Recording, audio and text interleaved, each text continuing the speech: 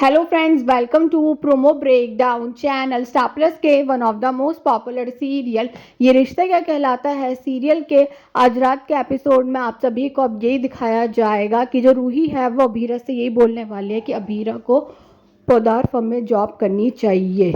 और अब रूही और अभीरा तो कॉल पर बात करने वाले मनीष से, और अब जो मनीष है वो रूही और अभीरा से यही बोलने वाले हैं कि वो पोदार हाउस आ रहे हैं। पर अब रूही और अभीरा तो मनीष और बाकी सबको रोक देते हैं पोदार हाउस आने के लिए। और अब जो अभीरा है अब वो तो अरमान के सामने यही बोल रही है कि उसे समझ नहीं आ रहा कि उसे पोदार फर्म में जॉब करनी चाहिए या नहीं।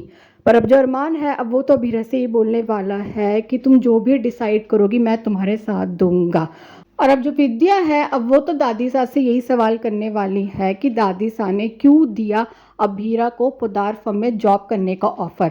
और अब जो दादी साहब वो विद्या से बोलने वाली है क्योंकि अरमान की डोर उस लड़की के हाथ में है। विद्या, तुम मानो या ना मानो, अरमान इस घर का बड़ा बेटा है, जिम्मेदार बेटा है, तुम्हारे और हमारे बाद वो ही इस परिवार को जोड़ के रखेगा। पर अब जो विद्या है वो दादी साहब से ये बोलने वाली है कि आप ही तो कहते हैं कि रोहित हमारा बच्चा है, रोहित हमारा खून है, तो आप फिर अरमान से उम्मीद क्यों लगाए बैठी हैं। हमारे बाद घर और फर्म को अरमान नहीं रोहित संभालेगा। पर अब जो दादी साहब है अब वो तो विद्या को कुछ केसेस की फाइल दिखाएंगे और यही कहती हुई नजर आती है कि पता है विद्या ये किन केसेस की फाइल है। ये वो केस है जो 2 महीने में अरमान जीत रहा है और ये जो रोहित हार रहा है, और ये सब अरमान संभालेगा रोहित को जिताने के लिए। और अब जो दादी साहब है वो विद्या से ये भी कहती हुई नजर आती है कि घर में जब भी कोई मुश्किल आई रोहित ने हमदर्दी दिखाई लेकिन अरमान ने साथ दिया।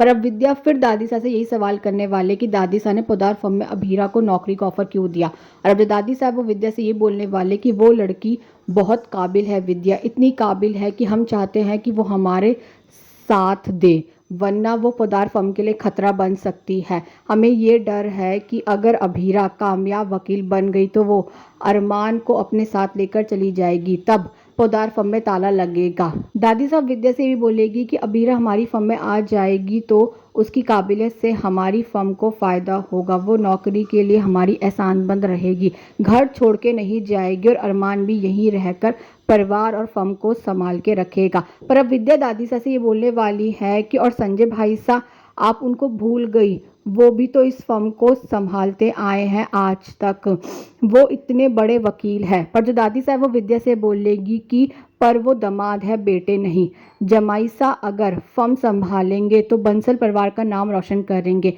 हमें पोदार परिवार की विरासत को आगे बढ़ाने वाला चाहिए और ये विरासत सिर्फ अरमान ही आगे बढ़ा सकता है, और ये तभी हो सकता है जब अभीरा इस फॉर्म इस घर में रहेगी। और विद्या और दादी साहब के बीच में जो भी सारी बातें हो रही है, ये सारी बातें सुन ली है काजल और संजय ने।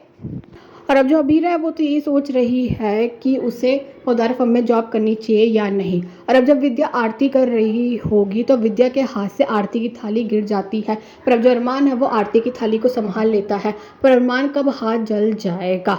विद्या तो अब यही कहने वाली है अरमान से कि तेरा हाथ जल गया, तुझे दर्द होता है तो मुझसे बर्दाश्त नहीं होता।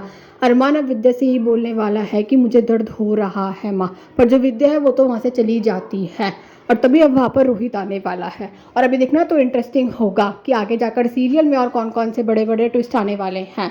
Thanks for watching.